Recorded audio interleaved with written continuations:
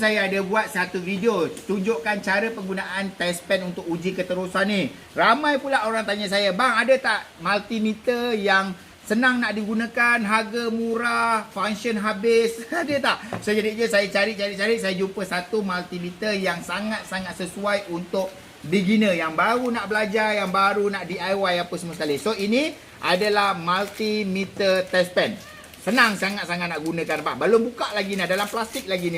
So, yang ini, okey, saya buka. Labak bateri dia tak ada pula kan, tak ada bateri pula untuk saya ni. Tapi sekejap, kat situ ada remote tak? Saya ambil remote dia sekejap pause sekejap So, jadinya dia pakai bateri AAA saja.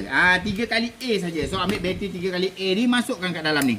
Simple je. Ini paling simple, harga paling budget, tapi dia punya bacaan dia tu boleh dikategorikan 98% tepat.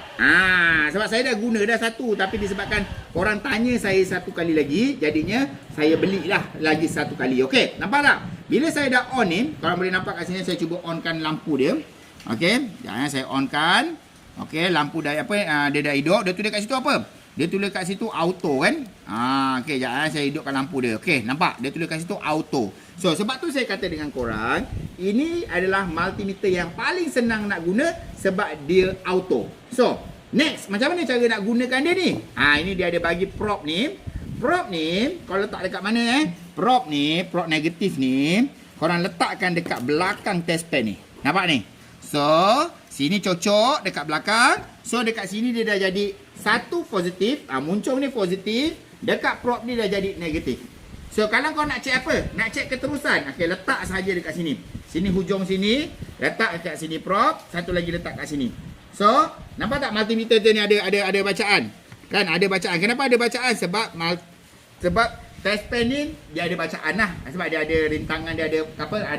Ada dia punya bacaan dia. So, jadi rintangan dia tak jadi keterusan. Tapi kalau kau nak test macam ni, nampak? Boleh dengar tak? Mungkin tak boleh dengar lah. Ada bunyi buzzer tit, boleh uji keterusan. Kalau nak cek power supply, contoh nak cek power supply. Jom sini, kita pergi dekat sini. Nak cek power supply dekat sini. Test sajalah. Auto, nama pun auto, senang saja. Letak dekat sini, kita onkan dia. Dapat tak keterusan? Nampak ni? Dapat. So, dia punya bacaan dia. Sekejap kasi saya adjust sikit dia punya prop dia ni. Dia tak cocok habis tu. Okey. Sekejap saya dah angkat 241 volt. Dapat bacaan current dia. So, jadinya untuk cek AC boleh, cek DC boleh, cek keterusan boleh. So, ini adalah multimeter yang betul-betul function, yang murah, yang senang nak guna, automatic, tak payah susah-susah nak adjust apa-apa.